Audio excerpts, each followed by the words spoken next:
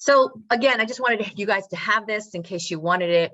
Protein sources, this is not rocket science, probably not a surprise to you, right? The high quality protein sources, whey, milk, egg, soy tend to be the leaner sources.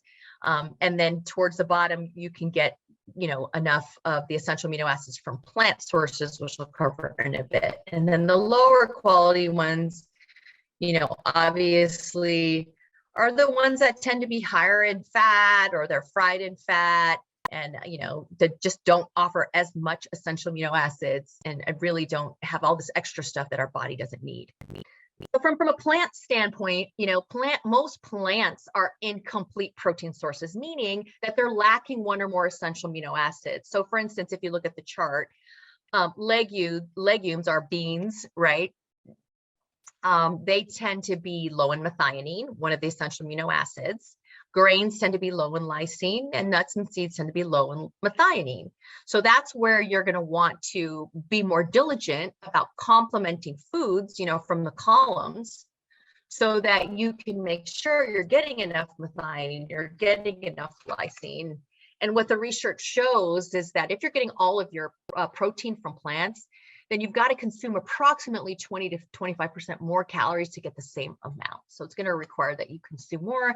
And of course, you're going to have to pay more attention if you're strictly vegan, you're getting all your protein from plant sources.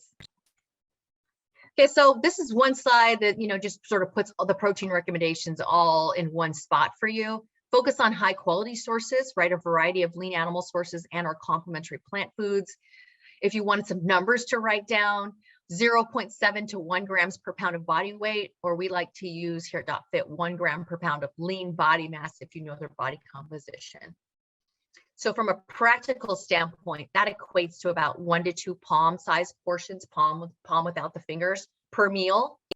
And then if your goal is to maximize hypertrophy muscle gain, then you can get a little bit more nuanced with it and focus on the amount of protein, right, per meal. So that would be 0.25 grams per pound of body weight, BW, per meal. And you would want to spread that evenly across 4 meals. So most of you guys, or you're working with the general public, with general fitness people, they don't need to get this nuanced. But when you're working with athletes and they have goals to push the limits, that's when you can get more nuance with, 0.25 grams per meal, making sure it's spread across evenly, because you want to max their potential out. And then older adults need more. And this is because older adults experience something called anabolic resistance. And so their body doesn't respond as readily to protein as a younger counterpart, someone in their 20s. So right around 40, more so around 50, your body just doesn't utilize protein as well as when you're younger.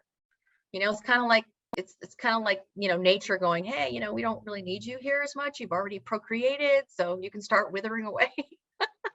That's kind of how it makes sense to me. You just don't need as much as you get older because you're no longer, needed to procreate the species.